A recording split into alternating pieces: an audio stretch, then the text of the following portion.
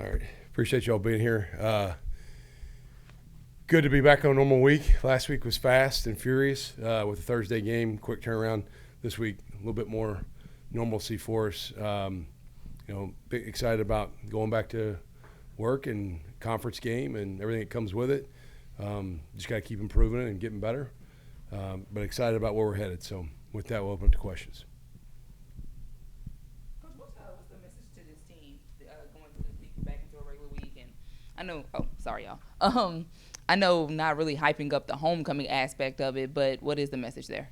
Yeah, I mean, we were North Texas's homecoming. I did kind of lean into that a little bit and told them, hey, it's gonna be their party. Let's go put on a show for them, And then last week it was at somebody else's stadium again, Thursday night Halloween. Everybody was ready for a party, and I wanted us to be the show.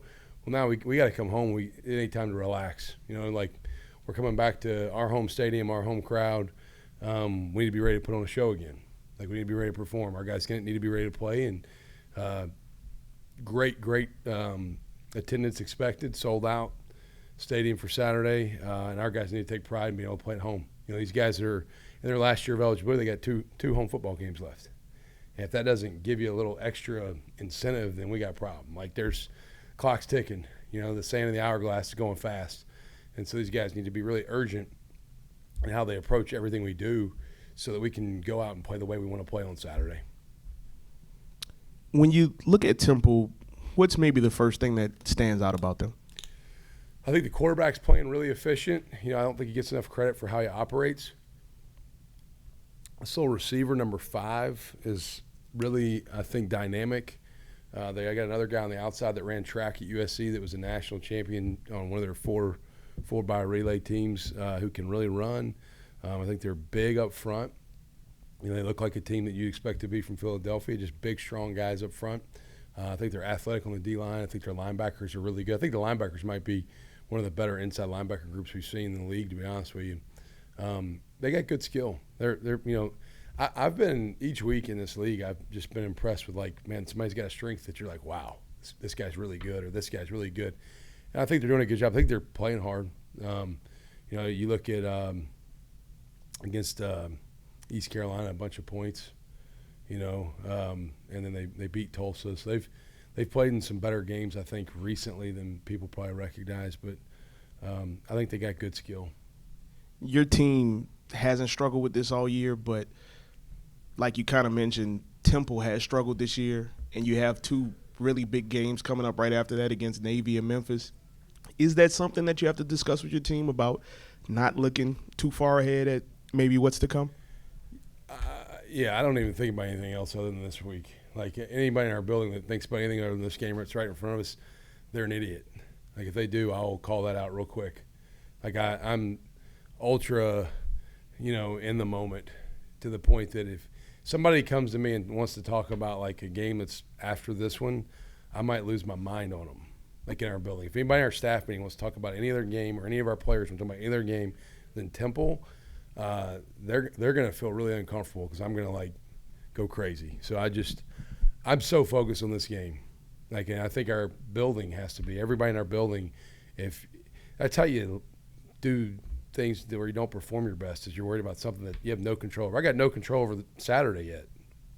I just want us to have a great Tuesday meetings as a staff the rest of the day. I want our players to go down the stairs and lift after practice and continue to maintain strength. And I want our guys to show up Wednesday with a good mindset for our Wednesday practice. And I can't even think about Saturday yet, to be quite honest.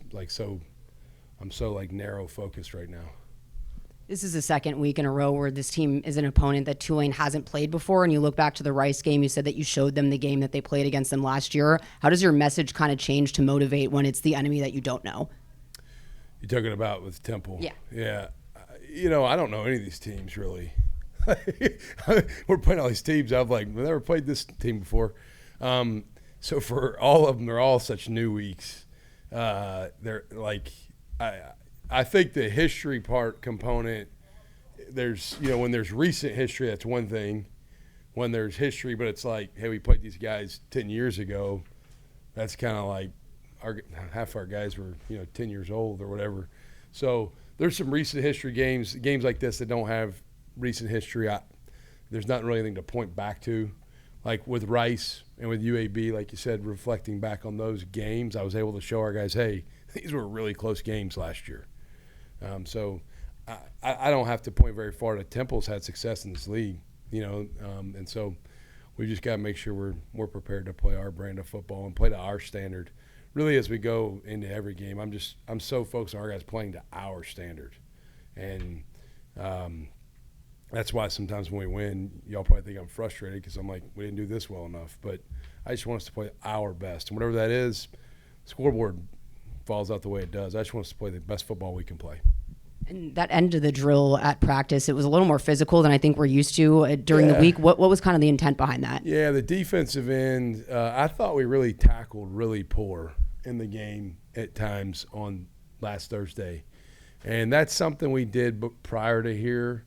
When I was at Kentucky on the defensive staff, we used to end the team period of practice with a thud, and the whole team's watching, and you either get booed or cheered.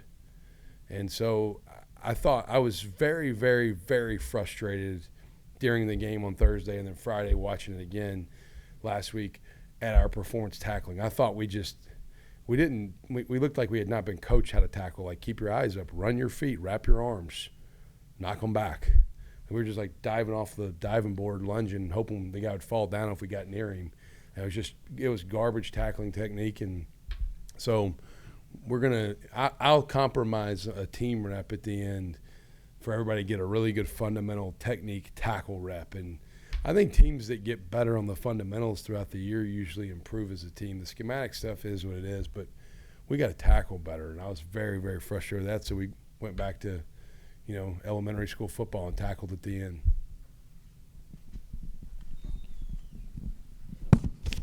You're second in the nation now in time of possession, and that's with a defense that scored 6 touchdowns and a kickoff for 2 touchdowns. So that's 8 possessions your offense hadn't even had. How much are you a believer? How important do you feel like that stat is? Not necessarily being second, but winning time of possession almost every week. Yeah, I don't lean into we have to win the time of possession. It's what you do with the possessions. I do think in certain games and flows of certain games it's important. Last week when we were playing a short week, right? You played on a Saturday on the road and then you're playing on a Thursday on the road. I did feel the need for our offense to stay on the field to protect our defense some because the week before against North Texas we had played 80-something snaps. Right, and so I think you have to consider like, where are we as a team? What was the last game like? What does this look like going to the next game? And I felt like we needed to take care of the football and control the clock a little because I felt the travel back-to-back weeks was going to wear us down, and I thought the number of snaps played the week before was going to wear us down. And then some of that's a component of like games that, you go back to South Florida, we had an 11-minute drive in the game. And we didn't get points on it. We kneeled it out. At the end of the game, I'm not one of these guys that wants to like see how many points we can score sometimes. I just want to win the game. And so if we can bleed the clock for 10 minutes at the end of the game, I'm fine with that. I got no problem not giving the football back. And so we're going to play complementary football. And there's certain situations where we've been explosive this year and scored fast, but there's certain times where you need to run the ball, take care of your defense, and play complementary football too. The first college football playoff rankings are coming out tonight. I know that's not your priority, but will you watch tonight? And yeah, I'll look at it. Yeah, I'll look at that a lot closer than I probably do the election results. I can promise you that. So directly affects my day-to-day life a lot more probably. All right, thank you all. Appreciate you.